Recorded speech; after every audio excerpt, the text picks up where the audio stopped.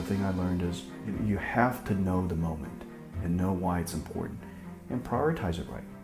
I am a master at knowing when that moment is today. There's always a moment. Every day matters, but there's a moment that's really, really important for the leader to be at the top of their game and for the leader to harness and bring together the company so that we are all at the top of our game. I recognize that winners don't play their best every single point, but they seem to always play their best when the points matter.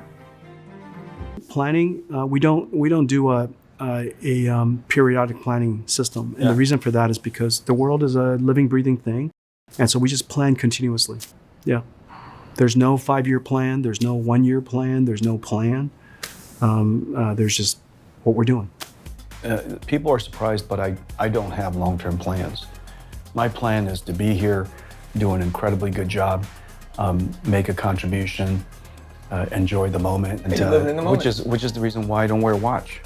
And the reason why I don't wear a watch is now is the most important time. Just dedicate yourself to now. And unfortunately, resilience matters in success. And to this day, I use the phrase pain and suffering inside our company with great glee, because you want to train, you want to refine the character of your company. You want greatness out of them, and greatness is not intelligence, as you know. Greatness comes from character, and character isn't formed out of smart people. It's formed out of people who suffered. Well, actually, my first job was Denny's, and I climbed the corporate ladder at Denny's. I started as a dishwasher, and then I was promoted to busboy, and then I was promoted to waiter. And if I were still there, I would be CEO of Denny's today.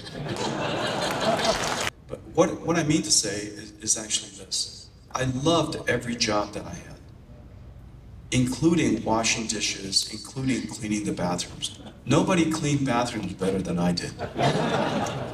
And nobody washes dishes more effectively than I do. Find work that gives you great joy, or just fall in love with whatever work you do. That's the only way you're going to do your best work. That's the only way you're going to do exquisite work. Instead of working for a living, think of it as your life's work. I wish for you to love your work as much as I've loved my work. Rather improve you than give up on you. When you fire somebody, you're saying a lot of people say it wasn't your fault, or I made the wrong choice, and there are a lot of things in life that I believe you can learn, and you just have to be given the opportunity to learn it. And so I don't like giving up on people because I think they could improve. And so it's tongue in cheek, but people know that I'd rather torture them into greatness. Don't give up. They're so close. Greatness, it comes all of a sudden one day, I got it. Do you know what I'm saying? That feeling that you didn't get it yesterday, and all of a sudden one day something clicked, and I got it. Could you imagine you gave up just that moment right before you got it? So I don't want you to give up on that. So let's just keep torturing you. I always believed that you need to understand the reason why your business works. What is the essence of your business? What makes it work? That if I made something twice as good every year, even if the customer never asked for it, even if the customer told us it was too expensive, even if the customer, when you went to float that product specification to them, told you that they're not interested.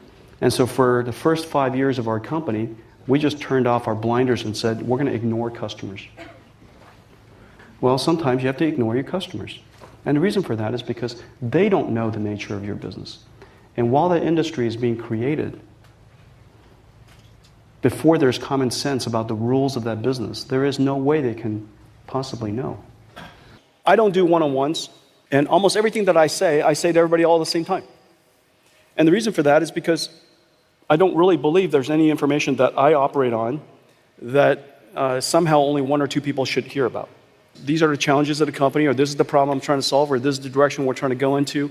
This isn't working, that's working well. All of this type of information, everybody should be able to hear.